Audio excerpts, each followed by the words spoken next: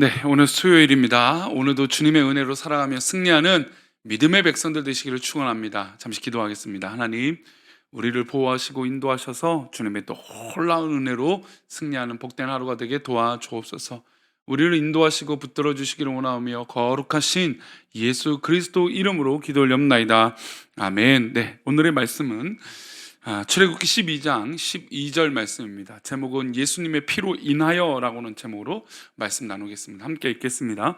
내가 그 밤에 애굽 땅에 두루 다니며 사람이나 짐승을 막론하고 애굽 땅에 있는 모든 처음 난 것을 다 치고 애굽의 모든 신을 내가 심판하리라. 나는 여호와라. 아멘. 무슨 일이든 건강이든 전조 증세가 있습니다. 사실 몸이라는 게 참 희한한 것이, 참 신기한 것이, 뭔가 몸이 안 좋을 때 분명히 안 좋은 신호들이 있어요. 근데 그것을 관가하거나 무시하고 넘어가다가 몸이 많이 아프거나 힘들 때가 있는 것이죠.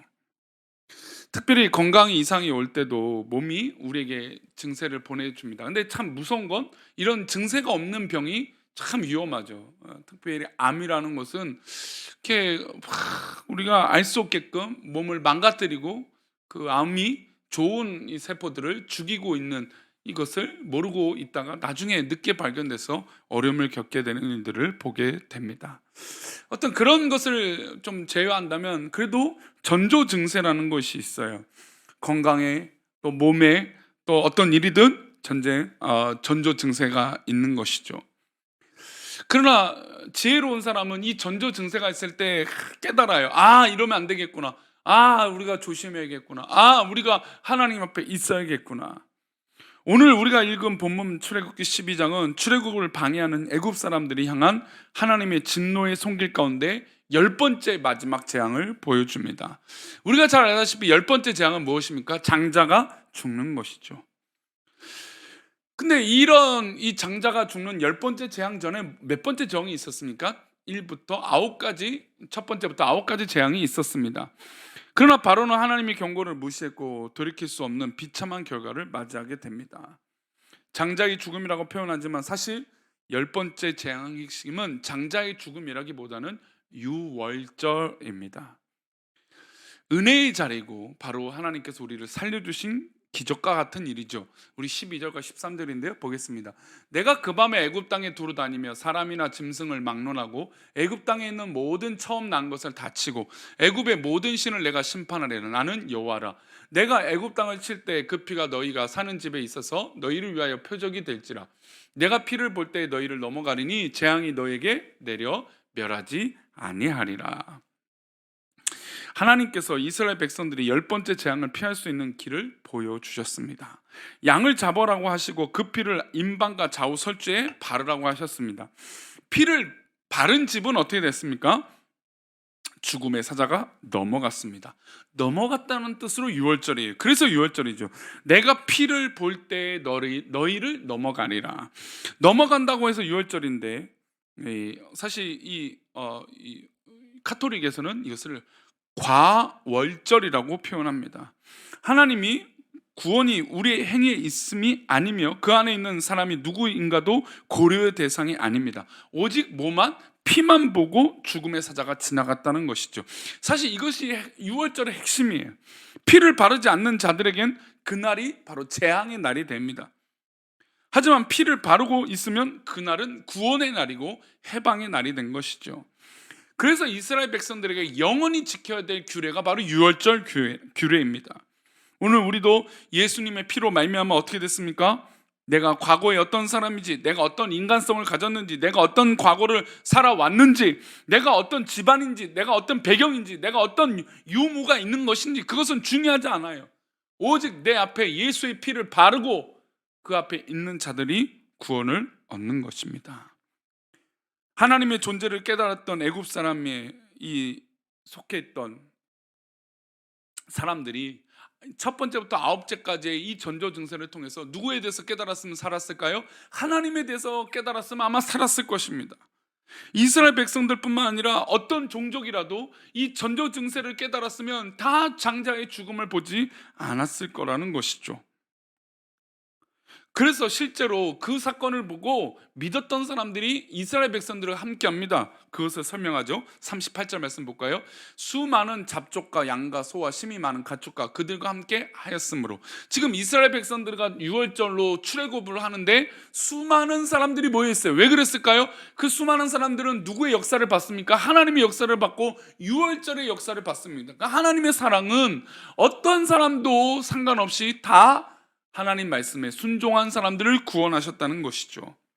그러나 교만하고 하나님을 끝까지 멸시했던 수많은 사람들은 구원을 받지 못했습니다. 29절 말씀 볼까요?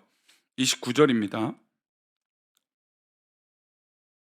29절 말씀, 제가 뒤로 넘어가는데요, 다시 앞으로 가세요. 29절 말씀 읽어보겠습니다. 시작. 밤중에 여호와께서 애굽 땅에서 모든 처음 난 것 곧 왕위에 앉은 바로의 장자로부터 옥에 갇힌 사람의 장자까지와 가축에 처음 난 것을 다 치심해. 하나님 말씀을 순종하지 않고 그러니까 전조 현상, 그러니까 미리 있었던 현상들을 무시했던 이 사람들은 어떻게 됐습니까? 애굽에서 땅에서 모든 처음 난 것은 왕이 앉은 바로의 장자부터 옥에 갇힌 모든 사람까지 가축에 난 것이 다 하나님이 심판하셨습니다. 어느 누구도 제외된 사람이 없어요. 어느 누구도 어떤 존재도 피할 수 없었던 심판입니다. 하나님 앞에는 권력도, 하나님 앞에는 어떤 입장도 중요하지 않습니다. 출애굽의 10가지 재앙이 우리에게 교훈하는 것은 바로 예배입니다. 삶과 죽음을 가르는 예배, 우리가 드리는 예배가 그저 종교적 습관과 관성에 의한 것이라면 잘못된 예배입니다. 출애굽 요청한 명분은 바로 예배였습니다. 10번째 재앙이 끝나고 나서야 바로가 무엇을 할 거냐면 예배를 드리라 라고 출애굽을 시키죠. 31절과 32절인데요 보겠습니다. 31절과 32절 말씀 있습니다. 시작. 밤에 바로가 모세와 아론을 불러서 이르되 너희와 이스라엘 자손은 일어나 내 백성 가운데서 떠나 너희의 말대로 가서 여호와를 섬기며 너희가 말한 대로 너희 양과 너희 소도 몰아가고 나를 위하여 축복하라 하며. 장자를 잃고 난 다음에 바로가 고백한 것이에요. 예배는 삶과 죽음을 가르는 아주 중요한 분기점입니다. 예배를 실패하면 내 생명도 있는 것과 같은 것이죠. 하나님께 예배를 드리겠다고 결단한 백성에게 하나님은 예배 드리도록 그들에게 생명을 허락하신 것입니다. 유월절 하신 이유는, 유월절 그들의 죽음을 맛보지 않고 경험하지 않고 넘어가게 하신 것은 바로 생명을 살려주시기 위함입니다. 한 사람도 다치지 않게 하기 위함인 것이죠.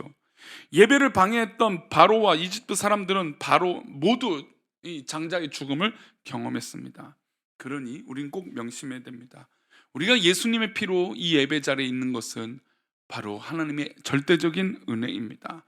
종교적 습관도 아니고요, 어떤 관성도 아니고요, 뭔가 불안해서 뭔가 하나님 앞에 죄의 어떤 심판을 받을까, 이것도 아닙니다. 오늘 우리가 하루를 살아가시면서 피 바름의 은혜를 가지고 예수의 피로 말미암아 하루를 살아가는 것이 되시기를 축원합니다. 그게 바로 예수의 피로 인하여인 것이죠.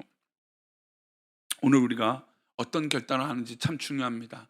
하나님 말씀에 순종하고 그 피를 문설주에 바르는 자는 구원을 얻었던 것처럼 오늘도 나에게 주어진 어떤 하나님의 말씀이라도, 또 어떤 교회에서 어떻게 예배를 드리실지 못하겠지만 그 모든 드려지는 예배마다 하나님의 놀라운 은혜가 끼쳐지기를 축원합니다. 그래서 하나님 기뻐하시는 놀라운 은혜에 우리 모든 성도들 가운데 일어나서 정말 하나님의 귀한 사역들을 잘 감당하는 우리 모두가 되기를 축원합니다. 사랑하는 우리 교회 성도님들, 정말로 하나님 기뻐하시는 일들이 일어나기를 원합니다. 그것은 바로 예수의 피로 인한 것입니다. 오늘도 예수의 피로 살아봅시다. 예수님의 은혜로 살아가 봅시다. 그 은혜로 살아갈 때에 승리하게 될 줄 믿습니다. 기도하겠습니다. 하나님, 오늘도 우리가 예수의 피로 살게 하여 주옵소서. 예수님의 은혜로 살게 하여 주옵소서. 그 은혜가 우리에게 족하며 그 은혜로 살아가는 기쁨과 영광이 넘치게 하여 주옵소서. 우리를 그렇게 인도하시고 붙잡아 주실 것을 믿고 감사하며 거룩하신 예수 그리스도 이름으로 기도 올리옵나이다. 아멘.